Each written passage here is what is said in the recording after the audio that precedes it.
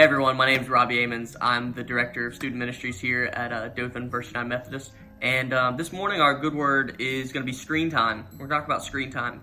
And what I mean by that is the time that we spend on our phones, the time that we spend on iPads, the time that we spend on our computers, our screens. They've really almost been evasive in our lives, and they're a great help at times. There's a lot of really cool benefits about our screens and what they can do. But I think that, and I think a lot of people would agree, our screens have really taken over more than we ever thought they would. And there is some danger in that. You know, the pandemic didn't help, right? We got on our phones a lot more. We had to get on Zoom for meetings and things for work. I know a lot of you probably had that as well. And our screens had really started to take over even more than they already had. And the problem that comes with that is that we spend so much more time on our screens than we do with God. We begin to worship those, and some examples of that is, you know, a lot of times our excuses for why we can't do something at church, or why we can't, you know, read the Bible more, or why we can't pray more, or whatever it be, is that we're just so busy in our lives. And we're very busy people. Like at work, there's kids, there's so much to do, there's so many stresses in life, you've got family stuff, I mean, there's so many things. But the minute we have any downtime in our life, we pull up our phones, right? If you're in the waiting room in a doctor's office, you're on your phone. If you're, you know, in between two different things you have to do at work, we pull out our phone and we scroll.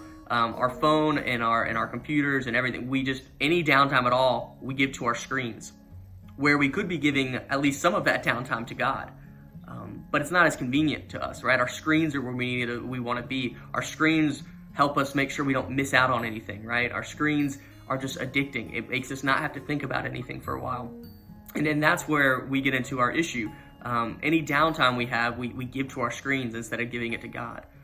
A lot of times when we need comfort, if we're upset or we're mad or we're sad, we'll go to our screens to either forget about our emotions and just, you know, scroll and not think about it, or to vent on Facebook, or to get mad or rant about something. We go to our screens instead of going to God for comfort. Instead of going to God to take away some of those emotions or to relieve our anger or our stresses, we go to God. We don't go to God, we go to our screens. And by that definition, if we're spending our time with our screens and we're going to our screens for comfort, we're really worshiping our screens and not worshiping God.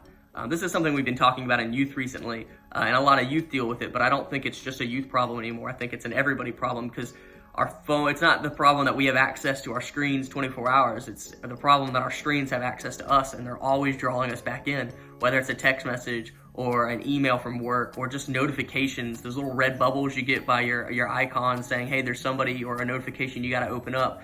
And we're stressed about it. We can't miss out. We gotta be checking.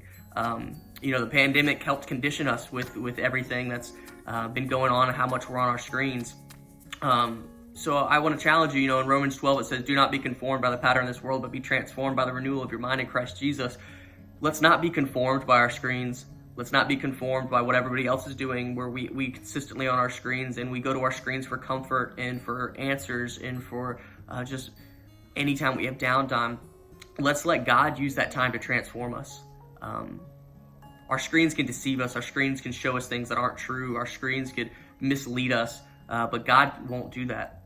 And not all screens are bad, but there needs to be a healthy level of both. So I just want to challenge you this morning to look at how much screen time you're using. Look at how that's affecting your life. Are you being conformed by your screen, or are you letting yourself be transformed by God? And I think that's something we all need to hear, including myself. So thank you so much, and I hope you have a blessed day. Bye-bye.